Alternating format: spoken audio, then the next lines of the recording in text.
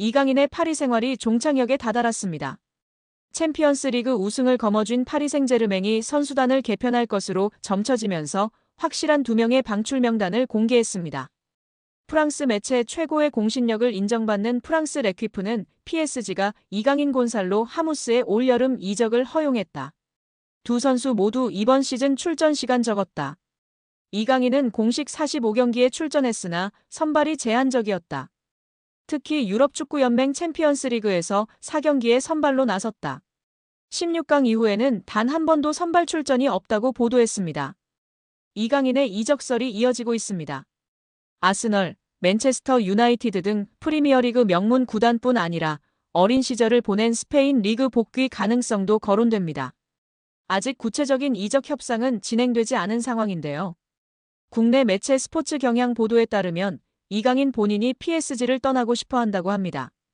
구단이 이강인이 싫어서 방출하려는 것이 아니라 선수 본인이 팀을 옮기고 싶다는 이야기를 지인들에게 하고 있다고 합니다.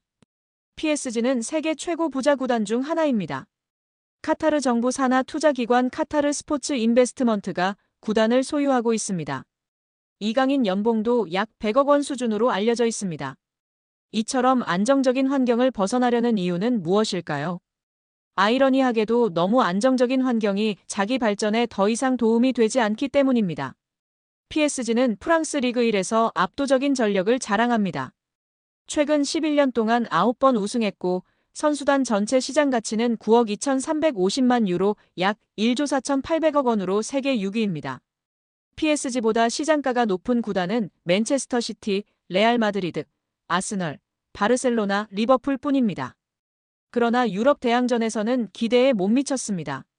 챔피언스리그 우승은 없고 최고 성적은 2019년도 시즌 준우승입니다. 2번 더 준우승했지만 지금은 8강, 16강 정도 실력입니다. 높은 연봉과 편안한 생활 속에서 안주하면서도 한계를 절감한 리오넬 메시, 네이마르, 킬리안 음바페는 자의반 타의반으로 팀을 떠났습니다. 이강인은 2019년 20세 이하 월드컵 골든볼을 수상하며 세계 최고 유망주 중 하나로 평가받았습니다.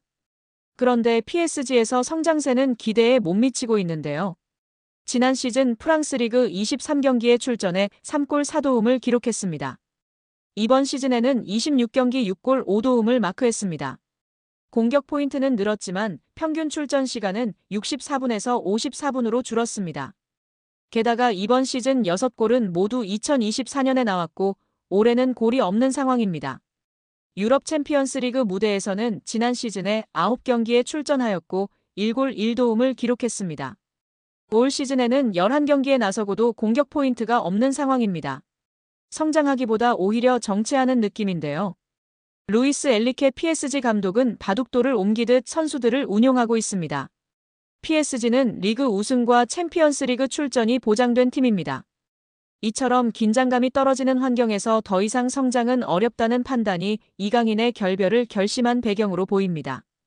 이강인을 잘 아는 지인은 이강인이 PSG를 싫어하는 게 아니다며 다만 팀 분위기가 전투적이지 않은 건 사실이다.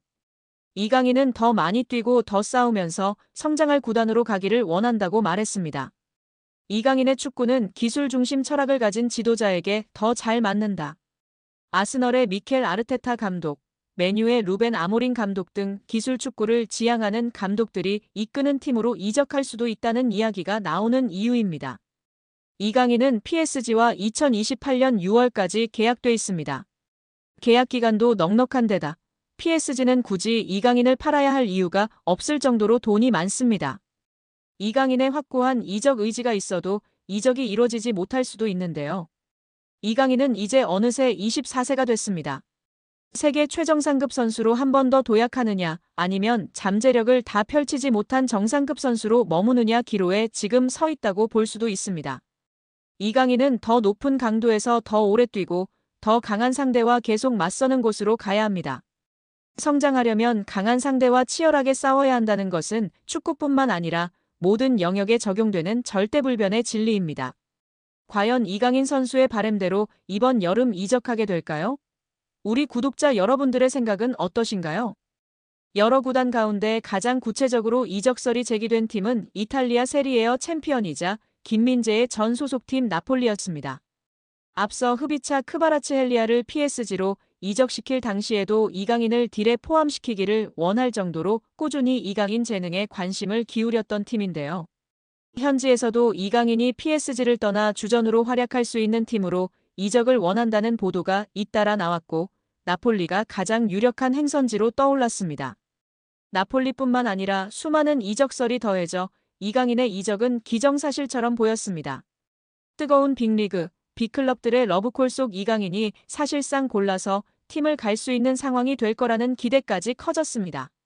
그런데 커다란 걸림돌이 생겼는데요. PSG가 책정한 이강인의 이적료가 무려 4천만 유로 약 621억 원에 달한다는 점입니다. 2년 전 PSG가 이강인을 마요르카에서 영입할 당시 들였던 이적료 2,200만 유로 약 342억 원의 2배 가까운 수준으로 폭등했습니다. 어느 구단이든 부담스러울 수밖에 없는 액수이기도 합니다. 이강인 영입에 오랫동안 공을 들였던 나폴리마저도 4천만 유로의 이적료엔 난색을 표하고 있는 것으로 전해졌습니다. 4천만 유로는 나폴리 구단 역사상 세 번째로 높은 이적료 지출이기도 합니다. 세리에 A 정상에 올랐던 지난 2024년도 시즌에도 나폴리 구단이 선수 영입에 가장 많이 들인 이적료 지출은 3,500만 유로 약 543억 원이었습니다. 나폴리뿐만 아니라 다른 구단들 역시도 부담 없이 결정을 내릴 수준의 이적료가 아닙니다. 우선 나폴리와 PSG 구단 사이에 협상 테이블이 차려지겠지만 PSG는 급할 이유가 없습니다. 아직 이강인과 계약이 3년이나 남은 만큼 이적이 쉽지 않다면 헐값 이적 대신 요긴한 로테이션 자원으로 이강인과 동행을 이어갈 수도 있습니다. 루이스 엘리케 PSG 감독도 이미 이강인을 측면 공격수나 중원, 심지어 제로톱 역할까지 맡기며 다양한 포지션으로 기용한 바 있습니다. 백업 역할을 맡기기에 더 없는 존재입니다. 푸실도 이강인의 높은 이적료가 나폴리 이적에 큰 걸림돌이 될 것으로 보고 있는데요. 매체는 당초 PSG는 이강인의 이적에 반대했지만 이제는 이강인이 떠날 가능성을 열어뒀다. 문제는 PSG가 이강인의 이적료를 과도하게 요구하고 있다는 점이라고 지적했습니다. PSG 구단이 과도하게 책정된 이강인의 이적료를 낮추지 않는다면 이강인의 PSG 탈출은 예상 외로 쉽지 않을 거라는 전망입니다. 이강인의 소속팀 파리 생제르맹의 소유주 카타르 국영투자청 QSI가 스페인 라리가 2부 리그의 말라가 CF 인수를 추진 중이라는 소식입니다. 만약 QSI가 말라가 인수에 성공할 경우 PSG 선수들이 말라가로 임대될 가능성이 적지 않습니다. 소유주가 같은 구단 간 선수 임대가 생각보다 흔한 일이기 때문인데요. 최근 소속팀 내 주전 경쟁에서 밀려났다는 평가를 듣고 있는 이강인이 출전 시간을 확보하기 위해 말라가로 임대를 떠날 가능성 역시 열리게 되는 것입니다. 프랑스 유력 매체 레퀴프는 PSG의 대주주인 QSI가 스페인 2부 리그에 속한 말라가를 인수할 수 있다며 양측은 약 1억 유로 약 1,582억 원으로 추정되는 계약 조건을 두고 막바지 협상을 진행하고 있으며 관계자들은 결론이 빨리 나오길 기대 중이라고 보도했습니다. QSI는 최근 몇 년 동안 종목을 가리지 않고 스포츠 구단 지분 인수와 관련해 적극적인 행보를 보였습니다. 이들은 지난 2023년 미국 프로농구의 워싱턴 위저즈의 지분을 인수했고 2024년에는 아우디 F1 팀의 지분을 인수하는 데 성공하기도 했습니다.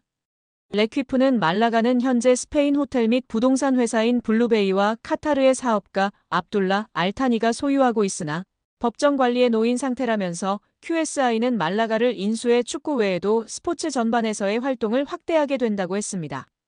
매체는 그러면서 QSI가 말라가에 관심을 갖는 이유는 여러 가지가 있다며 말라가가 2030 국제축구연맹 피파 월드컵이 개최되는 도시 중 하나가 될 예정이며 QSI가 말라가 인수를 통해 스페인에서 6번째로 규모가 큰 도시인 말라가 시장을 공략할 기회를 갖게 된다고 설명했습니다.